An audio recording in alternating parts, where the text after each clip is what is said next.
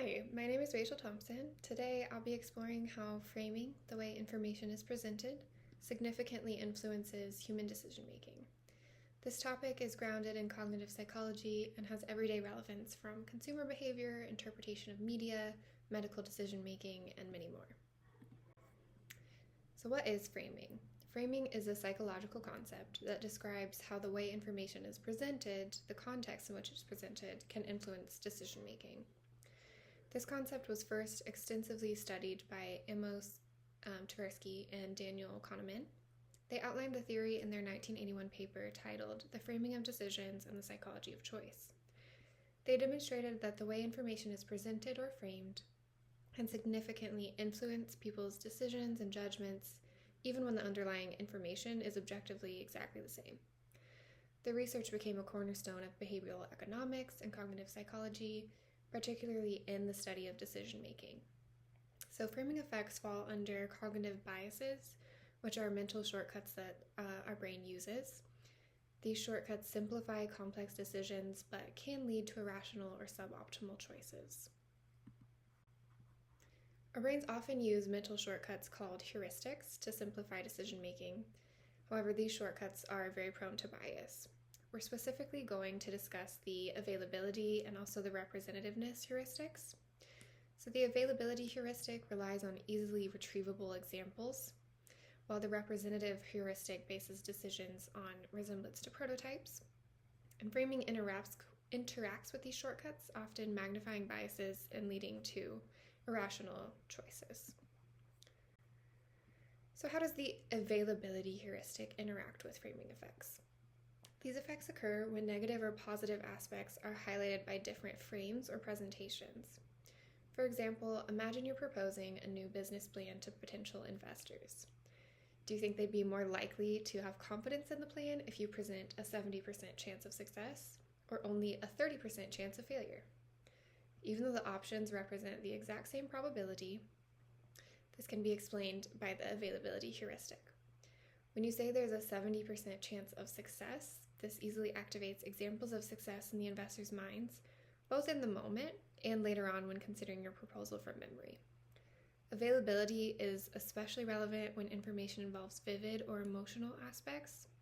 For example, a news report framed around the danger of flying can make air travel seem riskier even though it's statistically safer than driving.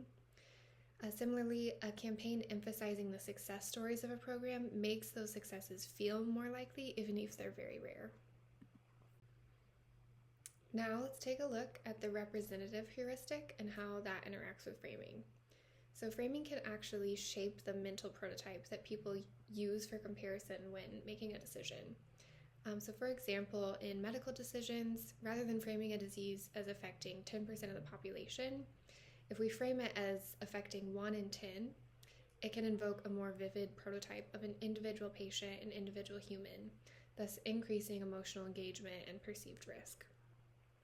On a more socially concerning note, representativeness can also influence judgments based on stereotypes.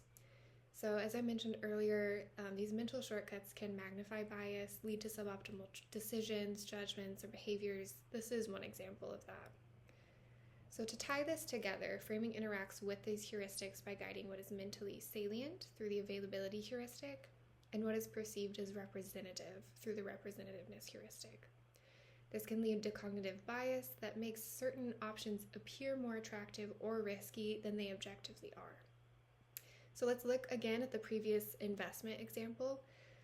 So a financial decision framed as a 70% chance of success might make success feel more likely by activating the availability heuristic, while a 30% chance of failure may activate prototypes of failure scenarios by activating the representativeness heuristic, making the investors less likely to have confidence in your plan and ultimately less likely to decide to invest.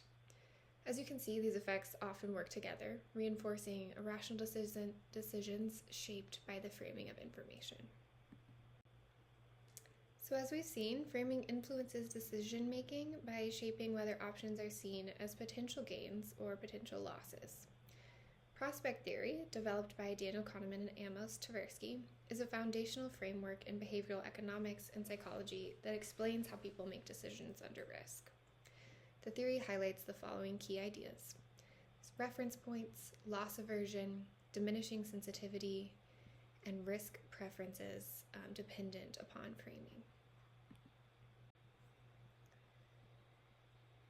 So, framing influences decision-making by shaping whether the options presented are seen as gains or losses, which triggers the distinct responses outlined in prospect theory. So let's go over those in a little bit more detail. First, the way a situation is framed sets a psychological reference point, which determines whether an outcome feels like a gain or a loss. People evaluate outcomes relative to a specific reference point rather than in absolute terms. So then gains and losses are judged relative to this point and not the actual final outcome. As an example, a 90% survival rate feels like a gain, while a 10% mortality rate feels like a loss, even though they describe the same situation, the same numbers. With loss aversion, losses are perceived as more impactful than equivalent gains. For example, losing $100 feels worse than gaining $100 feels good. Framing often amplifies loss aversion. For example, in policy framing, a message emphasizing lives saved by adopting a safety measure through a gain frame will typically receive more support than one emphasizing the lives lost if the measure isn't adopted, which is through a loss frame. So as far as risk seeking and risk aversion being dependent upon framing, people tend to be more risk averse when things are framed as gains. People prefer a sure gain over a gamble for a larger gain. We see the opposite in loss frames. So when options are framed as losses, people tend to be risk seeking. They prefer a risky option that might avoid a loss over a for sure smaller loss.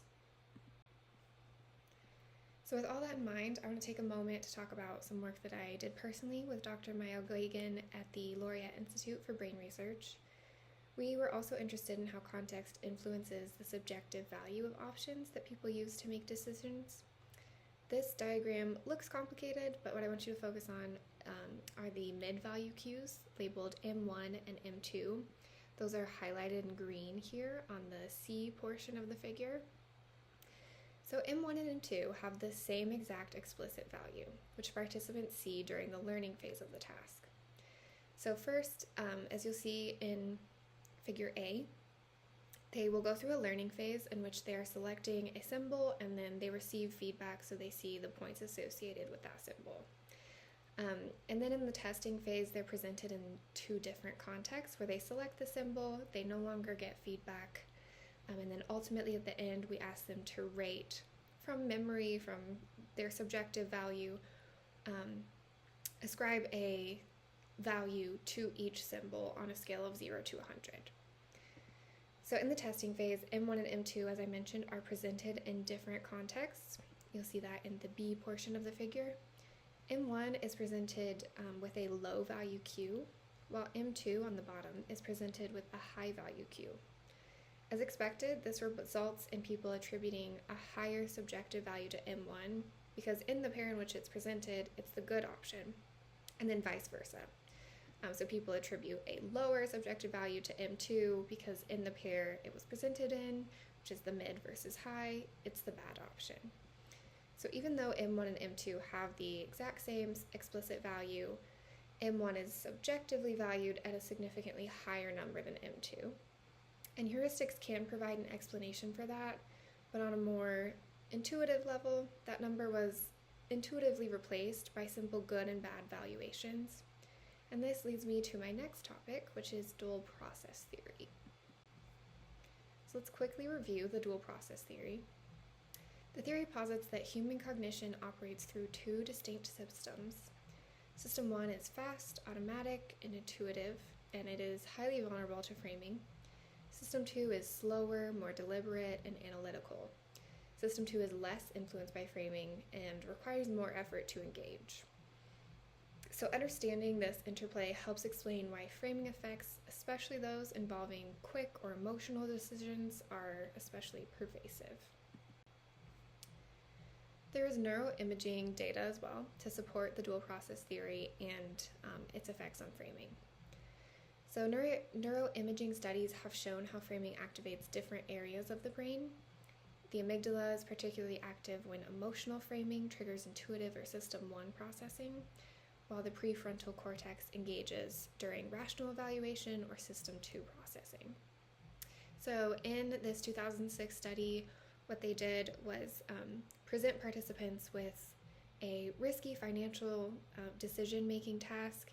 They presented both a gain frame and a loss frame and took neuroimaging data at the same time. And that's what I'm going to show you now. So the amygdala is often associated with emotional responses, decision-making, and it actually links emotion to learning and memory. So what they saw was amygdala activation was significantly greater when subjects decided to choose the sure option in the gain frame and the gamble option in the loss frame.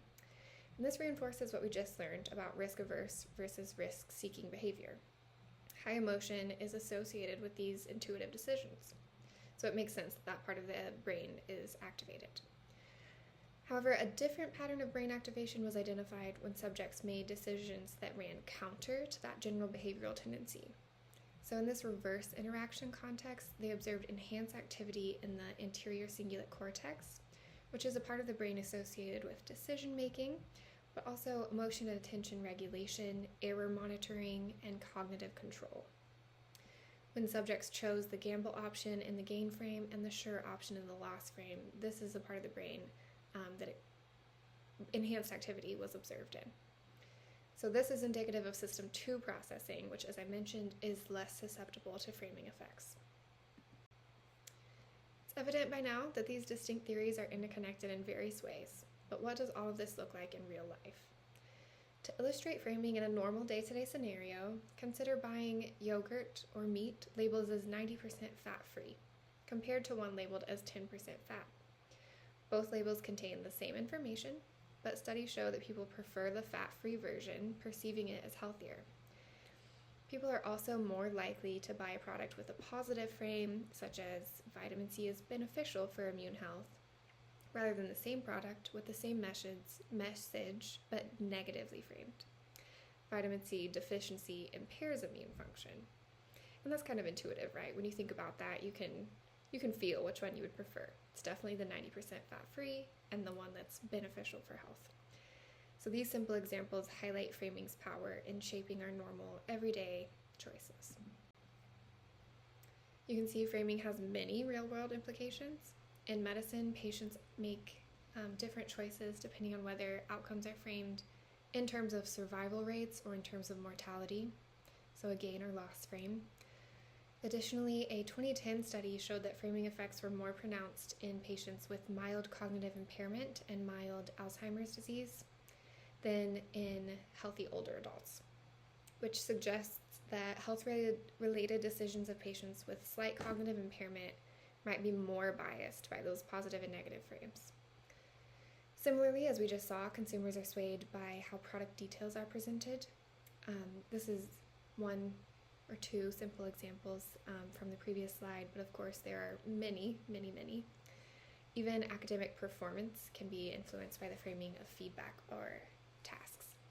So there was a study performed in 2012 that demonstrated how loss frame grading can influence students' perception of a course, but also their actual performance. So what she did was provide students with a syllabus that contained a loss-framed grading system. And so they started with a certain amount of points and they would lose those as they did poorly on assignments. The other one was a gain-framed grading system. And she expected this to see that participants of the study would rate the gain-framed syllabus higher, and that is expected. That's what she saw. What she didn't expect was that these different framing of the syllabus of the grading system would actually affect the students' performance in the course, and that is what happened. So the students who were in the course with the loss frame grading system actually performed poorer on average than those in the gain framed. So the findings in the study are consistent with loss aversion because participants clearly demonstrated a preference for gaining points as opposed to losing points. But losing points actually caused those students to perform worse in their course as well. In conclusion, framing effects highlight how cognitive biases can shape our decisions. Of course, there are many more theories and much more evidence and research that I didn't have time to cover today, but by understanding the interplay of these heuristics of prospect theory and dual process theory with framing, we can start to recognize these effects and work towards making more rational, informed choices in our daily lives.